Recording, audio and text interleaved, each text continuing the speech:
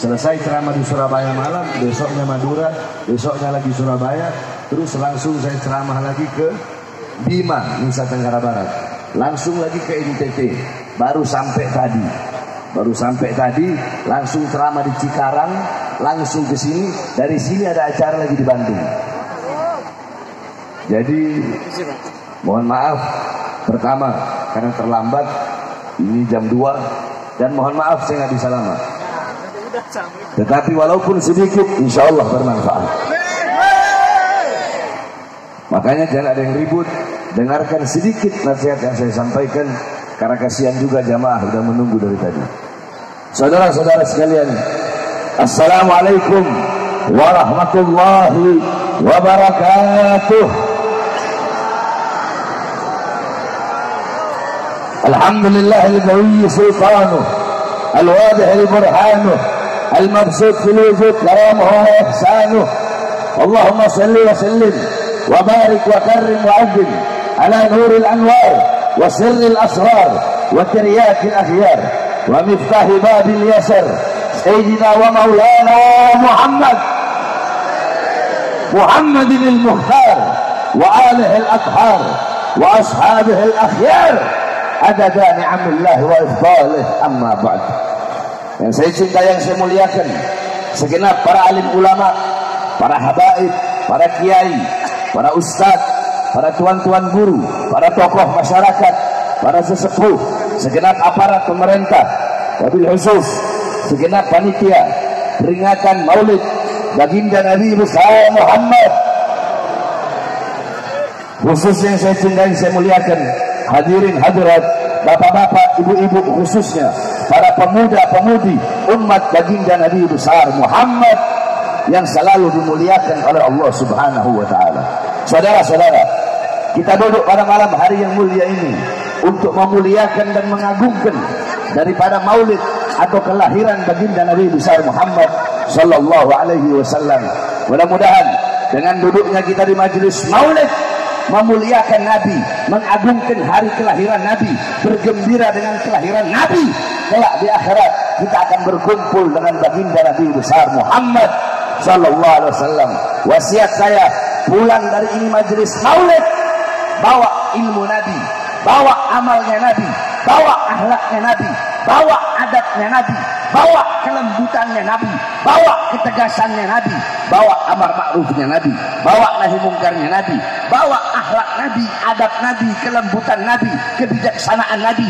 Jadikan rumah tangga kalian rumah tangga Nabi Muhammad, jadikan kampung kalian kampung Nabi Muhammad, hidupkan rumah tangga kalian dengan sunnah-sunnah dan ajaran Nabi Muhammad, hidupkan kampung kalian dengan amal-amal, ajaran-ajaran dan sunnah-sunnah baginda Nabi besar Muhammad. Didik putra putri kalian dengan pendidikan baginda Nabi besar Muhammad sallallahu alaihi wasallam.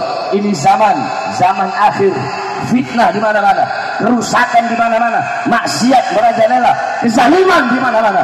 Saudara-saudara, coba kita lihat saudara-saudara, malam tahun baru, setiap malam minggu di wilayah Indonesia, yang paling banyak berbuat dosa, yang paling banyak bermaksiat, yang paling banyak melacur, yang paling banyak berzina, bukan orang Kristen, bukan orang Buddha, bukan agama Hindu, bukan orang-orang di luar Islam, tetapi yang paling banyak berbuat dosa, yang paling banyak berbuat maksiat, yang paling banyak hancur, rusak akhlaknya, bukan Islam, nggak kenal Quran, nggak kenal agama, yang paling banyak pelaku-pelaku maksiat di Indonesia adalah putra-putri Islam, putra-putri kita. Kenapa?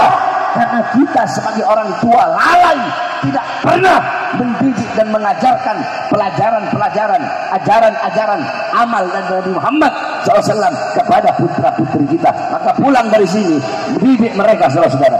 Didik kau punya putra-putri.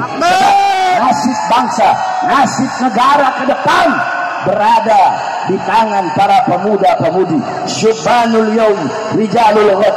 Pemuda-pemudi masa ini adalah pemimpin-pemimpin di masa yang akan datang, pemimpin negara, pemimpin bangsa, pemimpin Indonesia, dan pemimpin agama. Jikalau anak-anak mudanya baik, taat, patuh, tunduk kepada Allah, kenal Islam, kenal iman, kenal akhlak, kenal adab, kenal ilmu. Nabi Muhammad dia jadikan sebagai teladan, sebagai pedoman dalam kehidupan sehari-harinya. Besok bangsa kita bakal dipegang oleh pejabat-pejabat yang baik, pejabat-pejabat yang amanah, pejabat-pejabat yang adil. Tapi ingat, kalau anak-anak mudanya rusak, anak-anak mudanya nggak kenal Allah, nggak kenal Rasul, nggak kenal iman, nggak kenal Islam, nggak kenal takwa, jauh dari Allah, jauh dari Rasulullah, berbuat dosa, narkoba, ngelacur, judi online di mana-mana. Saudara-saudara, judi online sekarang bukan hanya di kota-kota, sampai di kampung-kampung. Mau yang tua, mau yang muda, mau orang tua, mau anak, bahkan anak kecil, mau polisi, mau tentara, mau anggota dewan, RT, RW, lurah, camat, bupati, semua ustaz, kiai kena virus judi online di mana-mana. Betul? Betul. Negara ini fitnah, rusak ini negara sudah akhir zaman. Akhir zaman, fitnah, kerusakan di mana-mana. Maka selamatkan keluarga kalian, selamatkan anak istri kalian, selamatkan rumah tangga kalian, selamatkan kampung kalian daripada kerusakan. Bagaimana caranya? Dengan kembali kepada ajaran baginda Nabi besar Muhammad sallallahu alaihi wasallam. Terakhir sebelum saya tutup, saya bawakan satu hadis. Perhatikan baik-baik ini hadis. Ini hadis qala Rasul sallallahu alaihi wasallam. Semuanya ikuti saya. Bismillahirrahmanirrahim. Kurang keras yang semangat. Bismillahirrahmanirrahim. Qala Rasulullah sallallahu alaihi wasallam, alaikum bisidqi fa inna sidqa yahdi ilal jannah ilal birri fa innal birra yahdi ilal jannah. Bersabda Rasulullah sallallahu alaihi wasallam, hei umatku, hendaklah kalian berlaku jujur, berlaku adil, karena kejujuran, keadilan dapat membawa kalian kepada kebaikan, dan kebaikan dapat membawa kalian kepada surganya Allah. Wa iyyakum wal kadzib fa innal kadziba yahdi ilal fujur fa innal fujur yahdi ilan nar. Dan janganlah kalian berdusta, berbohong, berbuat tidak adil, berlaku tidak adil, berlaku curang, karena kebohongan, kedustaan, kecurangan dapat membawa kalian kepada kerusakan-kerusakan, sedangkan kerusakan membawa kalian kepada nerakanya Allah. Shadaqa Rasulullah sallallahu alaihi wasallam. Paham hadis tadi? Jadi kata Rasulullah, hendaklah kalian berlaku jujur dalam ucapan, jujur dalam perbuatan. Karena apa? Kejujuran membawa kepada kebaikan membawa kepada surga. Jadi Nabi Muhammad memerintahkan kepada umatnya untuk berbuat jujur. Baik jujur dalam ucapan, kalau ngomong harus jujur, nggak boleh bohong, nggak boleh dusta. Begitupun di dalam berbuat harus jujur, nggak boleh bohong, nggak boleh dusta. Kalau memberikan janji harus ditepati, jangan dikhianati. Ini perintah dari Rasulullah. Kalau kalian jujur, maka jujur membawa kalian kepada kebaikan membawa kepada surga. Sebaliknya kata Rasulullah apa? Jangan berlaku dusta, jangan berlaku bohong, jangan curang, jangan tidak adil. Kenapa? Karena kalau kau bohong, kalau kau dusta, itu dapat membawa kedustaanmu, kebohonganmu, ketidakadilanmu, kecuranganmu, dapat membawamu kepada kerusakan, dapat membawa engkau kepada neraka. Apal nggak? Nah, saudara-saudara, hal ini berlaku bagi siapapun. Pertama, pribadi, kepribadian kita sendiri-sendiri. Kalian harus jujur kepada diri sendiri, jujur dalam berlaku, berbuat, berbicara. Pertama, jujur kepada diri sendiri. Kedua, dalam rumah tangga, kalian sebagai pemimpin, suami harus jujur kepada istri, jujur kepada anak-anak kalian. Jangan kalian berdusta, berbohong, atau berlaku tidak adil. Ini berlaku untuk siapapun. Berlaku bagi dalam rumah tangga, dalam kampung, RT-nya, RW-nya, mulai RT, RW, lurah, begitupun para ulama, ustadznya, kiainya, habibnya, harus berlaku jujur dalam berkata. Sampaikan yang benar itu benar, yang salah itu salah. Jangan bohong, jangan menutupi suatu kebenaran, tidak boleh. Ini tidak diajarkan oleh Rasulullah SAW. Nah, oleh karenanya kenapa saya sampaikan ini hadis? Ini hadis saya sampaikan untuk wasiat saya kepada siapa? Kepada Presiden. Siapa? Jokowi. Hei Jokowi, sebentar lagi masa jabatanmu akan habis. Maka saya sampaikan kepada engkau, minta maaflah kepada rakyat. Minta maaflah. Karena apa? Karena berapa banyak rakyat yang kau bohongi, rakyat yang kau dustai, rakyat yang kau tipu selama masa kepemimpinanmu, saudara. Betul. Kau banyak berjanji palsu kepada rakyat. Betul. Saya berjanji memakmurkan rakyat, mensejahterakan rakyat, tapi bohong, tapi dusta. Yang makmur bukan rakyat, yang sejahtera bukan rakyat, rakyat tambah susah. Berapa banyak rakyat yang mati kelaparan di masa kepemimpinanmu? Berapa banyak anak-anak muda yang pengangguran karena engkau terus mengirim tenaga kerja dari asing? Tenaga kerja dikirim dari asing. Emangnya kita orang Indonesia kekurangan orang pintar? Betul. Maka minta maaflah engkau kepada rakyat atas kebohongan yang kau lakukan. Sebab kenapa? Saudara-saudara, kalau sudah bohong, kalau sudah dusta, kalau pemimpinnya berbohong, pemimpinnya berdusta, maka dia akan membawa bangsa kepada kehancuran, saudara-saudara.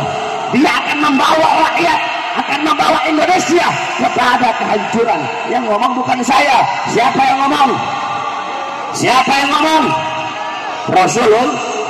Rasulullah. Kata Rasulullah tadi apa? Dusta membawa kepada kehancuran. Makanya rusak ini negara. Ini negara rusak, demokrasinya rusak. Ngomong, saya ini nasionalis, saya demokrasi. Justru kalian kera berdasi, kalian yang merusak demokrasi, kalian yang menodai demokrasi. Ini negara konstitusi kalian cuma sebatas di mulut. Justru kalian yang menodai konstitusi. Dengan apa? Dengan berbohong, mendustakan rakyat. Makanya karena perkara inilah, karena saya sampaikan kebenaran di mana-mana, karena itulah saya keluar masuk penjara, saudara. Karena ini saya keluar masuk penjara. Mereka ingin membungkam mulut saya. Ini Bahar bin Smith, saudara. Tidak ada urusan. Saudara-saudara, jiwa saya adalah jiwa pejuang. Dimanapun diletakkan, tetap saya akan bertahan. Saya tidak peduli seberapa besar ancaman, seberapa besar hukuman, tetap saya tidak akan menundukkan kepala di hadapan para pejabat-pejabat zalim. Saya akan tegak berdiri melawan kezaliman mereka sampai titik darah penghabisan, saudara. Saudara-saudara, gara-gara saya ceramah bahas corona, siang ini baru keluar dari penjara. Siang keluar dari penjara, malamnya ceramah. Saya bilang, Jokowi, kenapa rakyat kamu kurung dalam rumah lagi COVID, tapi nggak kamu kasih makan, nggak kamu berikan kebutuhan-kebutuhan pokoknya? Kenapa di masa COVID banyak pengangguran, tapi tenaga kerja dari Cina terus kamu kirim ke daerah Morowali, Sulawesi? Warung-warung kecil pribumi kalian paksa untuk tutup di masa corona, tapi mal-mal dan perusahaan-perusahaan asing tetap beroperasi dan tetap mereka buka di masa corona. Kamu mau bikin hidup rakyat atau mau bikin mati rakyat? Saya ngomong begitu, langsung besok jadi jemput, ditahan lagi, saudara. Katanya ceramah saya provokasi. Ceramah tadi itu yang 3 hal yang saya bahas dulu itu provokasi. Jawab, provokasi. Katanya merasakan, apa katanya meresahkan? Itu meresahkan. Saya mau tanya, masalah Karawang meresahkan? Meresahkan? Atau merasa terwakilkan? Merasa terwakilkan? Siapa yang saya bela? Siapa yang saya bela? Siapa yang saya bela? Yang saya bela rakyat yang susah, rakyat yang kelaparan, rakyat yang menderita, rakyat yang kau tipu, rakyat yang kau beri janji palsu. Oleh karenanya, untuk rakyat jalankan hanya di penjara. Nyawa saya, jiwa saya, darah saya murah harganya, tumpah untuk bangsa dan rakyat Indonesia. Indonesia merdeka, merdeka, merdeka, merdeka. Masyarakat Karawang siap lawan kezaliman, siap lawan ketidakadilan, siap lawan penindasan. Allahu Akbar. Ini enggak giliran orang-orang asing, giliran orang-orang kaya, hukum tumpul ke mereka. Tapi giliran nenek-nenek nyuri sendal, ada orang nyuri ayam diberi hukuman 3 tahun. Orang korupsi hukuman sama 3 tahun. Biadab tidak? Adil nggak? Adil nggak? Nah, ketidakadilan, ketidakjujuran, kebohongan dibiarkan atau dilawan? Kalau kalian cinta dengan ini bangsa, cinta dengan ini negara, apapun resikonya pasti akan kalian ambil untuk berada di barisan paling depan, membela bangsa, rakyat, dan negara kesatuan Republik Indonesia. Makanya saya udah gak peduli. Saya bilang berkali-kali, saya udah gak ada urusan. Mau kalian masukin penjara kek, mau kalian bunuh kek, mau kalian tembak kek, mau kalian apa lagi, racun saya, kalian bikin saya mati seperti penyakit jantung, atau kalian bikin saya mati seakan-akan kecelakaan. Kalian mau bunuh saya, silahkan, saya tidak ada urusan. Tetap saya akan berada di pihak rakyat.